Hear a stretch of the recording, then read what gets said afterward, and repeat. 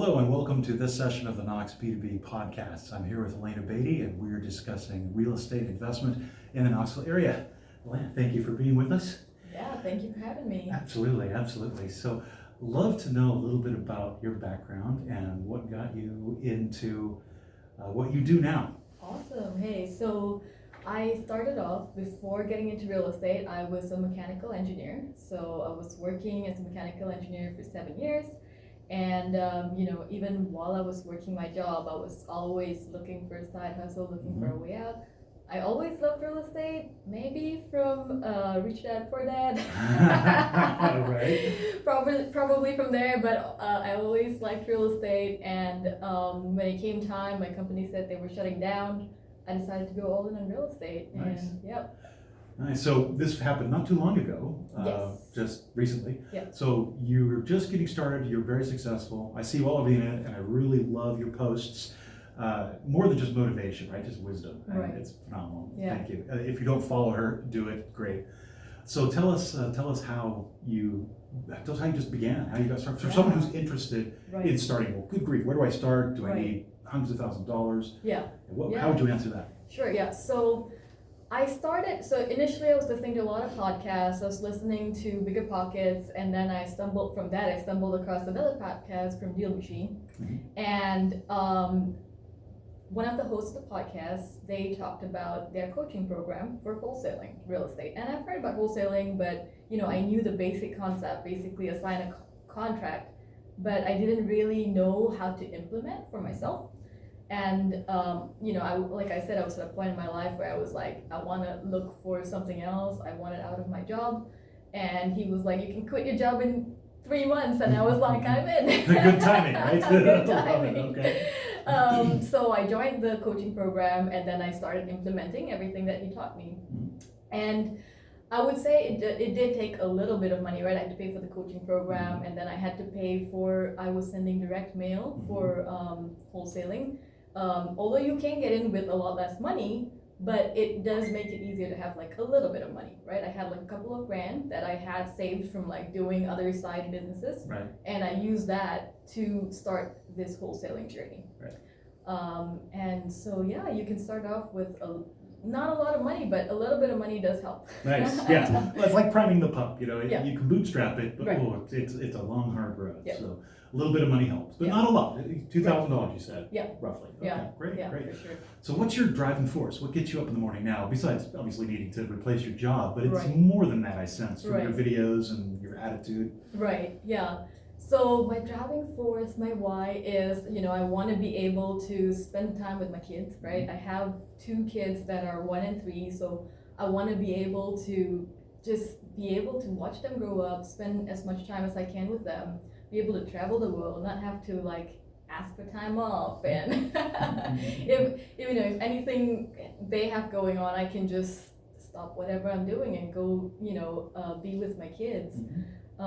Just time freedom, being able to live my life. Understood. It's a common theme amongst entrepreneurs. They're willing to give up the supposed security of a 9-to-5 job because they want more freedom. That's fantastic. Yeah. So tell us about your business today. What does it look like, and what's your day-to-day? Yeah, sure. So right now I'm still wholesaling by myself, so I do not have a team yet. I do plan on eventually growing that. So right now I drive for dollars, I send mail, and then when responses come in, so when people start calling me, I make appointments, I go look at houses, and I make offers on them.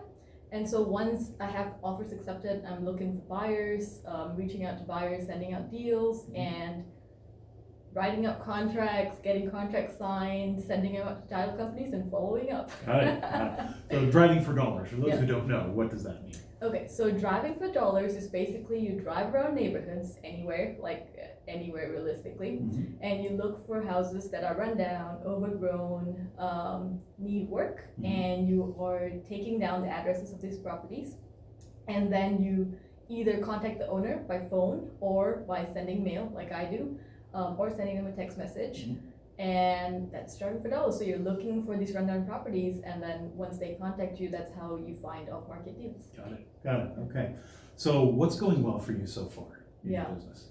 Yeah, so far, driving for dollars has definitely brought me good returns. It does take some time and effort, but it's an easier way to get into it without having to, spend a lot of money on like lists and just marketing. Like, people do like marketing online and paying like pay per lead and stuff like that costs a lot of money. Driving for dollars is a lot less, I guess, upfront cost to it. You're trading time for money in essence. You spend a little more time, it Right. doesn't cost as much. Yeah, That makes sense. exactly. So I've heard about a lot of national or regional groups that do wholesaling. Yeah.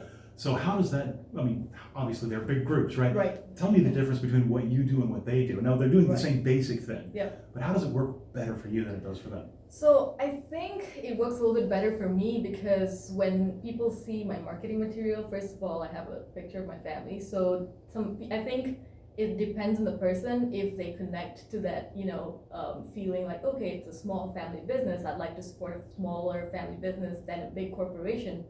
They decide to call me. Honestly, the last couple of appointments I went to, the first one, the owner was like, hey, my wife chose 2 postcards and one of them was yours. And she does a lot of research, so that means she likes you. Right. Good. And then the second one, the owners, they were like, you know why we picked yours? Well, people named Elena, everybody we know named Elena is a good person. Okay, good. I'll change my name to Elena. I like that. So I think I connect to people in a different way than the big corporations Yes. do. Yeah. Yeah, it's more personalized. They want to support a more local, more like, family, smaller business. No, I appreciate that. In one of the books I've been reading recently, they speak about how the rising generations, if you will, they're much more interested in the personal touch than, Right. say, my generation and earlier, who are more interested in the deal and transaction, whereas doing something that's benefiting the community and doing something that is local is much more attractive, and that's kind of, I feel the same way too. So. Yeah. For So sure. what advice would you give someone who's starting their own business and who wants to start out with wholesaling? Yeah. What would you say, hey, here's some really good steps to take that you might not find online or through your own Right. research, right? You have some experience. Sure, yeah. And I think the main thing is start taking action. So the main steps for wholesaling is basically, right, go out there, drive for dollars. If you don't have capital to send mail, find their contact number online, call the people, send text messages. You can leave post-its on doors, that's free. And start getting responses. And you need to do this consistently. You need to be sending out a lot of mail. It's not just 5 or 10, right? You need to be sending hundreds and thousands to get results. Okay, Yeah. great. So where do you see your business in 5 years? In 5 years, my business should be running itself. Okay. Right. I have a team. I have people doing acquisitions and sales and dispo, and I come in as the person running the business, right? Giving them motivation, teaching different skills, and just keeping the business running. There's a great degree of wisdom in that, because a business running itself, so many entrepreneurs these days, you start out by yourself and you're wearing all the hats. Right. And by golly, to get it done, you got to do it right yourself. Right. And you get burnout. Yeah. And you become a slave to your job, just like you were before. Definitely. But whereas you're beginning with the end in mind, which is Absolutely. you're not afraid to delegate, right? And so you're bringing on the team, and you are going to be a business owner, as opposed to right. a wholesaler. If he will own a wholesale business. Yeah, that's the goal. I'll definitely say it's tough taking the first step, trying to like make the first hire, and I think that's like a slight mental block. I'm responsible for this person's well-being. Yeah. Everyone can't be on a 1099. Yes, so I'm slowly getting there though. I Okay. do know I need to hire, and I do plan on it. Good. I'll just have to get there. Yeah. What do you think when do you think you'll be doing your first hire? Ooh, I don't have a plan Haven't for that projected it yet, yet. but hopefully soon. Okay. Yeah. All right. Define soon. Maybe in the next couple of months. Ooh, that is soon. Yeah. Okay. That's exciting. That's Yeah. wonderful. Yeah. So what advice would you give beyond what you've just said to someone who's just maybe not necessarily in wholesaling, but just starting their own business? Right. What steps did you take to secure your business to make sure it is growing? And it is growing successfully. Like I said, you've only been doing this since beginning of the year, last year? Yeah. Right. So I started in July, but I was still at my job Right. last year, and then I've been off of my job since March this year. Right. Yeah, So great. 90% of startups are gone within the first year. Right. So you're already in the top 10%. Yeah. Okay, so that's great. So Right. what would you say to someone who is Mhm. just starting so that Right. they can be in that 10% in 12 months? Right. I think definitely like having a plan of action, making sure you are taking, doing the tasks as needed to be. Like as long as you're a person that after leaving your job, you're not thinking like, oh, this is all free time. You have to treat this new business as a job, right? Initially, like, I mean, even I think the whole time, even once you start hiring, it's still a job, right? You still have to make sure this business is running and creating income and just focusing on creating income. Okay. Doing the tasks that are needed to be done to create income. Right. It's easy to be busy. Yeah. And have a full day, and at the end of the day, you didn't move the needle. Right. Is what you're saying. Be aware of that. Yeah. Be aware. And I find in my own career that's been amazing. Right. I have been busy, and then wasn't really getting where I needed to be. Right. And one of my coaches said, you should do this. And so I started tracking my activities. Mm-hmm. And all of a sudden things started happening. Yeah. And it was because there was a focus on revenue generating activities. So Right. Great. Definitely. Great idea. Any Yeah. other nuggets of Yeah. wisdom you want to share with us? I think the last thing I want to say is like consistency. Sometimes it doesn't happen immediately. You just have to keep pushing. Like there's points, in like I think starting a business that you get tested. It's like, are you actually going to keep doing this to get the result? If you don't, right, you never get the result because you stopped and you gave up. Mm-hmm. But if you keep going, you can't fail. Mm-hmm. I agree, absolutely. It's like the cartoon of the guy who's mining for diamonds, and Right. one guy gives up, and the other guy's like 2 picks away. Right.